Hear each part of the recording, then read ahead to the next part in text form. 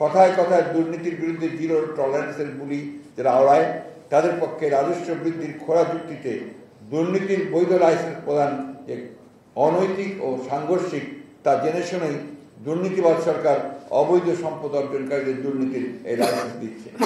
সরকারের আনুকূল্যে বেড়ে ওঠা আজিজ বেনাজিরদের মতো দুর্নীতিবাদদের কালো টাকা সাদা করার ঢালাও সুযোগ সৃষ্টির জন্যই এই ব্যবস্থা নেওয়া হয়েছে। তবে এই অস্বাভাবিক প্রক্রিয়া কিছু রাজস্ব আদায় হলেও এতে সার্বিকভাবে রাজস্ব আহরণ ব্যাহত হবে।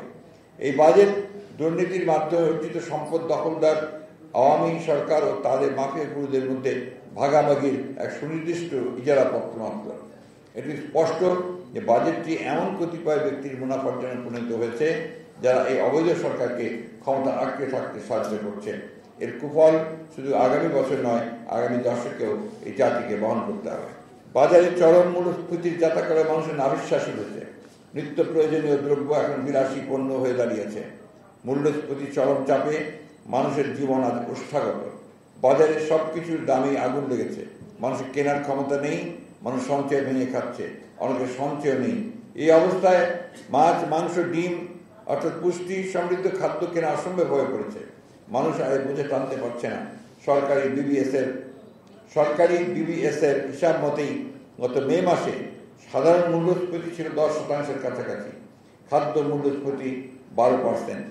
অর্থনীতিবিদরা আবার বলছেন যে এটা নিম্ন আয় মানুষের জন্য এটা প্রায় 20%, অনেকেই বলছেন, যেটা আমি পরে বলেছি। এদিকে অর্থনীতি বলছেন যে বাজারে বাস্তবতায় সামগ্রিক মূল্যস্ফীতি প্রায় 20%-এর কাছাকাছি, 20% কাছাকাছি।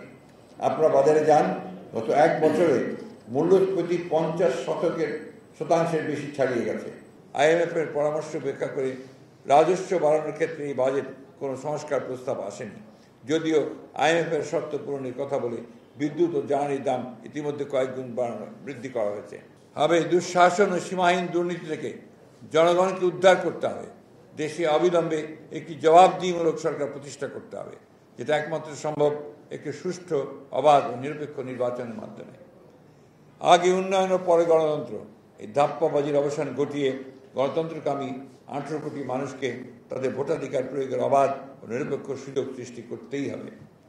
যে গণতন্ত্র সাম্য ও ন্যায় বিচার প্রতিষ্ঠার লক্ষ্যে এক সাগর রক্তের বিনিময়ে আমরা ছিনিয়ে এনেছি স্বাধীনতা, যে কোনো মূল্যে সেই গণতন্ত্র আমরা ফিরিয়ে আনবই ইনশাআল্লাহ। এই দেশে আবার সুশাসন প্রতিষ্ঠিত হবে।